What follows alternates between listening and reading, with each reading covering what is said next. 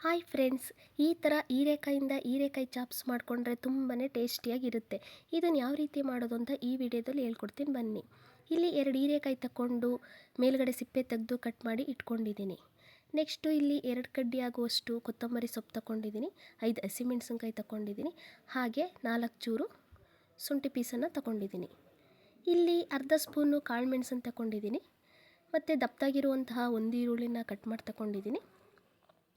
ಇಲ್ಲಿ ಅರ್ಧ ಕಪ್ಪು ಆಗುವಷ್ಟು ಹಸಿ ತೆಂಗಿನಕಾಯಿನ ಕಟ್ ಮಾಡಿ ಇಟ್ಕೊಂಡಿದ್ದೀನಿ, ಹಾಗೆ 2 ಬೆಳ್ಳುಳ್ಳಿನ ಸುಲಿದಿಟ್ಕೊಂಡಿದ್ದೀನಿ. ಇಲ್ಲಿ ಚಿಕ್ಕದಾಗಿರುವಂತಹ 2 ಟೊಮೊಟೊನ ತೆಗೆದು ಕಟ್ ಮಾಡಿ ಇಟ್ಕೊಂಡಿದ್ದೀನಿ. ಇದನ್ನೆಲ್ಲ ಇವಾಗ ಎಣ್ಣೆಯಲ್ಲಿ ಫಸ್ಟು ಫ್ರೈ ಮಾಡ್ಕೊಳ್ಳೋಣ. ಇಲ್ಲಿ ಕಡಾಯಿ ಇಕ್ಕಿದ್ದೀನಿ. ಕಡಾಯಿಗೆ 1 ಸ್ಪೂನ್ ಆಗುವಷ್ಟು ಅಡುಗೆ ಎಣ್ಣೆನ ಹಾಕ್ತಾಯಿದ್ದೀನಿ. ಎಣ್ಣೆ ಕಾದಿದೆ. ಇವಾಗ ಇದಕ್ಕೆ ಹಸಿಮೆಣಸಿನ್ಕಾಯಿನ ಹಾಕಿದ್ದೀನಿ.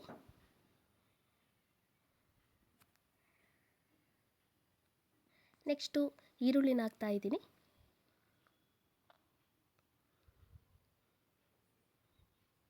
ಈರುಳ್ಳಿ ಆಗಿದೆ.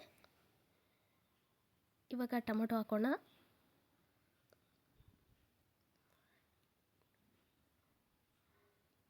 ಟೊಮೊಟೊನೂ ಆಗಿದೆ. ಇದಕ್ಕೆ ಶುಂಠಿ ಮತ್ತು ಬೆಳ್ಳುಳ್ಳಿನೂ ಹಾಕಿದ್ದೀನಿ.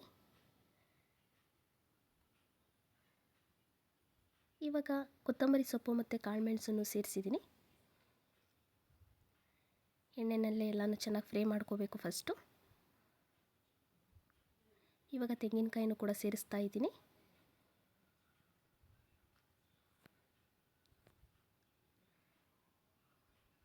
ಇದಾಗಿದೆ. ಇವಾಗ ಇದಕ್ಕೆ 1/4 ಸ್ಪೂನು ಅಡಿಗೆ ಅರಿಶಿನ ಸೇರಿಸ್ತಾ ಇದ್ದೀನಿ.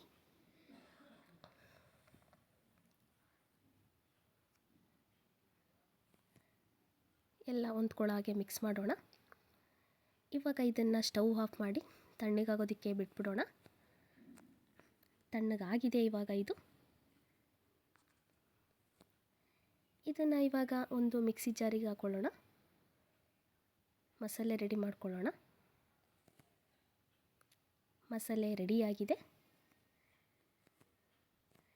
ನೆಕ್ಸ್ಟು ಇಲ್ಲಿ ಪಾತ್ರೆ ಇಕ್ತಾ ಇದ್ದೀನಿ ಸ್ಟವ್ ಮೇಲೆ. 1 ಸ್ಪೂನ್ ಆಗುವಷ್ಟು ಅಡುಗೆ ಎಣ್ಣೆನ ಹಾಕೋಣ ಫಸ್ಟು.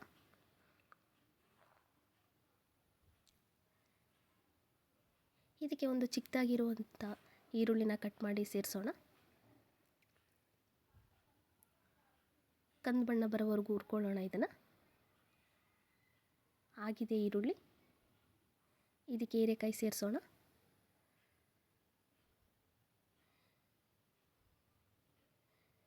ಹೀರೆಕಾಯಿನೂ ಎಣ್ಣೆಯಲ್ಲಿ ಚೆನ್ನಾಗಿ ಫ್ರೈ ಮಾಡ್ಕೊಳ್ಳೋಣ. ಫಸ್ಟು ಮಿಕ್ಸ್ ಮಾಡ್ಕೊಳ್ಳೋಣ ಚೆನ್ನಾಗಿ.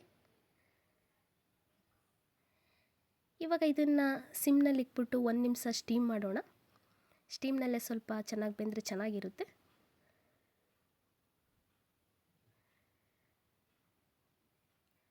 ಚೆನ್ನಾಗಿ ಫ್ರೈ ಆಗಿದೆ ಇವಾಗ ಇದು ಹೀರೆಕಾಯಿ. ಇದಕ್ಕೆ ರೆಡಿ ಮಾಡಿರುವಂತಹ ಮಸಾಲೆನ ಸೇರಿಸ್ತಾ ಇದ್ದೀನಿ.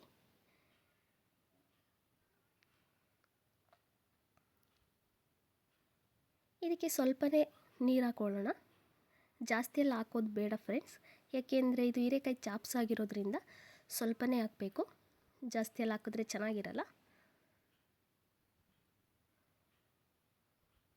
ರುಚಿಗೆ ತಕ್ಕಷ್ಟು ಉಪ್ಪು ಹಾಕ್ಬಿಟ್ಟು ಮುಚ್ಚಿಕ್ಬಿಡೋಣ. ಇವಾಗ ಇದನ್ನು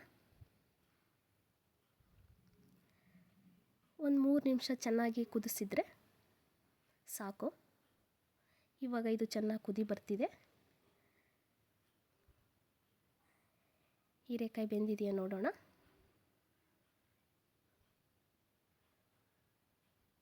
ಹೀರೆಕಾಯಿ ಬೆಂದಿದೆ. ಇವಾಗ ಹೀರೆಕಾಯಿ ಚಾಪ್ಸ್ ರೆಡಿಯಾಗಿದೆ. ಈ ಥರ ಮಾಡಿಕೊಂಡ್ರೆ ಫ್ರೆಂಡ್ಸ್ ಮುದ್ದೆಗೆ, ರೈಸ್ಗೆ, ಹಾಗೆ ಚಪಾತಿಗೆ ತುಂಬಾ ಚೆನ್ನಾಗಿರುತ್ತೆ. ಈ ಥರ ನೀವು ಮಾಡಿ ಫ್ರೆಂಡ್ಸ್. ಹೇಗಿತ್ತು ಅಂತ ಹೇಳಿ. ಶೇರು, ಕಮೆಂಟು ಹಾಗೆ ಸಬ್ಸ್ಕ್ರೈಬ್ ಮಾಡೋದನ್ನು ಮರಿಬೇಡಿ ಫ್ರೆಂಡ್ಸ್.